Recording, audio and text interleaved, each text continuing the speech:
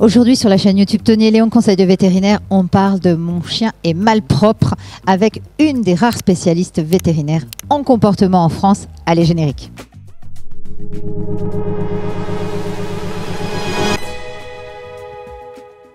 Bonjour Sylvia. Bonjour Valérie. Bon, vétérinaire spécialiste en comportement, situé à Vorep, près de Grenoble. Tu as des gens qui font pas mal de route pour venir te voir quand il y a des gros soucis de comportement. Tout à fait, ça peut être très envahissant dans la vie des gens. Donc des fois, les gens sont capables de faire 4-5 heures de route pour venir parce qu'on n'est pas nombreux en France à pratiquer cette discipline. Bon, en tout cas, je suis très contente de t'avoir sur la chaîne Tony et Léon. À partir de quel âge suppose-t-on qu'un chiot doit être propre ? Alors, on va dire 5 mois, c'est le bon repère. Et après, moi, j'aime bien faire des comparaisons à l'enfant. On dit que l'enfant doit marcher à 18 mois. Si ton fils, à 17 mois, il se tient debout, il n'ose pas lâcher, mais que tu sens qu'il est pas loin, personne va s'inquiéter pour ça. Donc, le chiot de 5 mois qui a encore 1 ou 2 accidents, pas de souci. Par contre, si à 5 mois, il y a encore des pipis tous les jours et que vraiment on sent qu'on n'y est pas, là, effectivement, il faut considérer que c'est de la malpropreté vraiment et s'en inquiéter. Un signe d'alerte chez le propriétaire. Quand est-ce qu'un propriétaire doit s'alerter sur un chien et se dire « Ah, peut-être qu'il faudrait que je consulte, peut-être qu'il est malpropre ».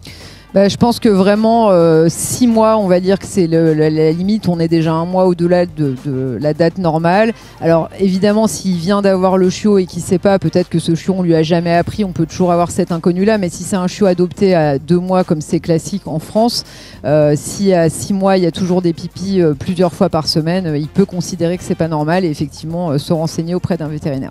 Alors, il n'y a pas qu'une, mais il y a plusieurs causes de malpropreté chez le chien. Allez, pour citer les majeures, j'ai envie de dire que tu rencontres toi en clinique.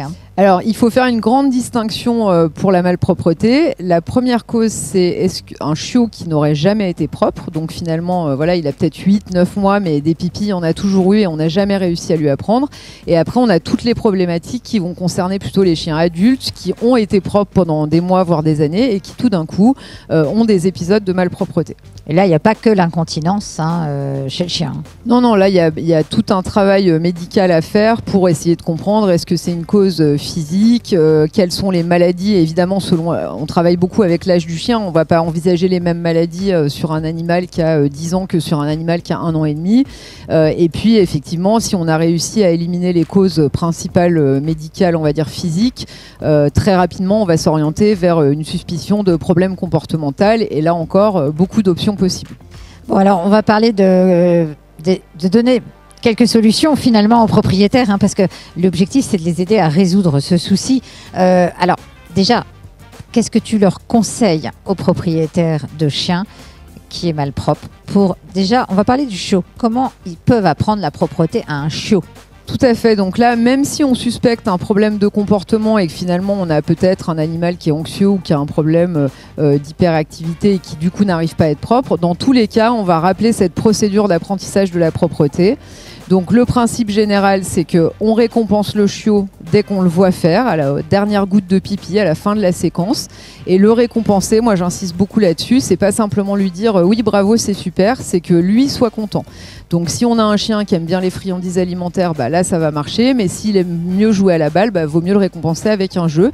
Et l'important c'est la tête que fait le chien, c'est lui qui doit avoir l'air content. C'est marrant parce que souvent on voit des gens qui vont dire ah bravo, parce qu'ils sont tout fiers que le chien est éliminé, et le chien il est en train de renifler, de faire autre chose, donc en fait pour lui c'était pas une récompense. Donc ça c'est un point crucial. Après il faut bien comprendre qu'à chaque fois que le chiot fait pipi, il est récompensé parce que sa vessie se vide.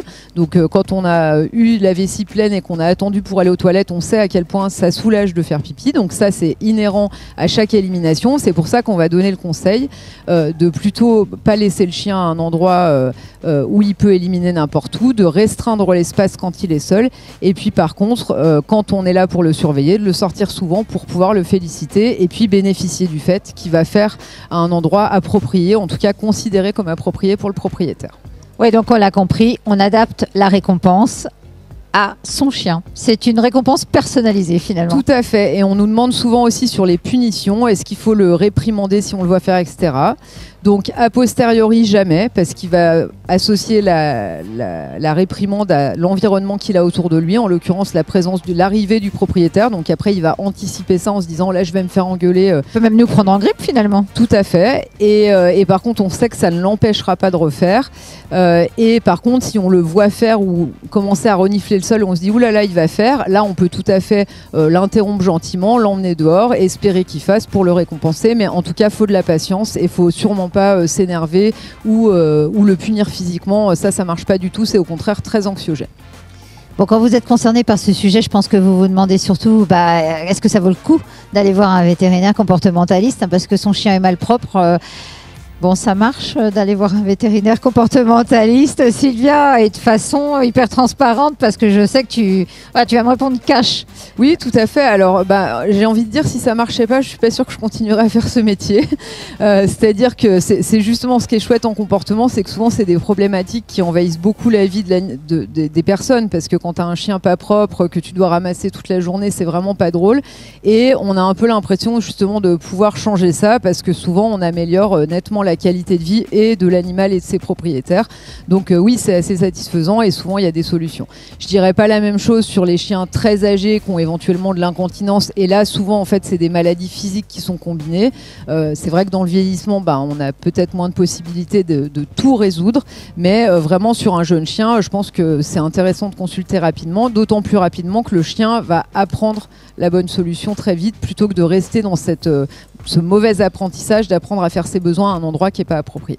Sylvia, quand on a un chien adulte qui était propre, puis qui tout d'un coup devient malpropre, c'est très frustrant pour les propriétaires, mais surtout, on voit des personnes qui sont démunies, qui ne comprennent pas pourquoi leur chien tout d'un coup devient malpropre alors qu'il était très bien éduqué.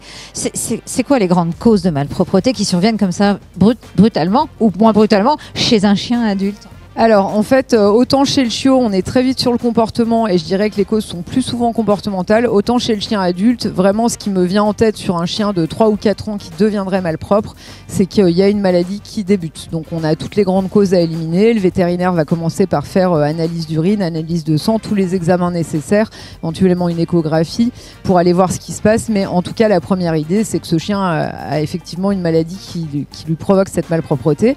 Si on trouve rien de ce côté-là, on va faire une enquête au niveau comportement pour voir s'il n'y aurait pas une possibilité qu'il soit anxieux ou autre chose et que ça nous explique ce symptôme qui n'est finalement qu'un symptôme parmi tant d'autres. Et dans le cas de malpropreté du chien, est-ce qu'il y a des cas où c'est totalement ingérable ?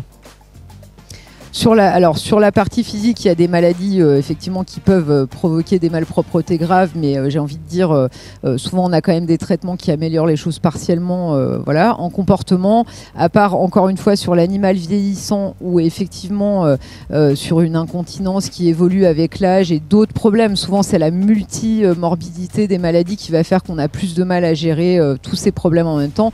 Sur le comportement, honnêtement, souvent les choses on les améliore largement, voire on arrive à résoudre ces cas de malpropreté. On a souvent tendance à dire que l'arrivée d'un enfant, un déménagement, ça peut provoquer chez un animal un certain stress qui peut être à l'origine de problèmes de malpropreté. Est-ce que c'est un mythe ou c'est une réalité ? Finalement. Alors, je dirais un peu des deux, c'est-à-dire que c'est un facteur favorisant, c'est sûr. C'est un élément stressant dans une vie, comme pour nous. Maintenant, que l'animal le prenne aussi fort que ça au point d'être malpropre, souvent la réponse, c'est qu'il était peut-être vulnérable, peut-être déjà un peu fragile sur le plan comportemental et entre guillemets prédestiné à devenir anxieux et donc un petit changement dans son environnement va faire chez lui une grosse perturbation.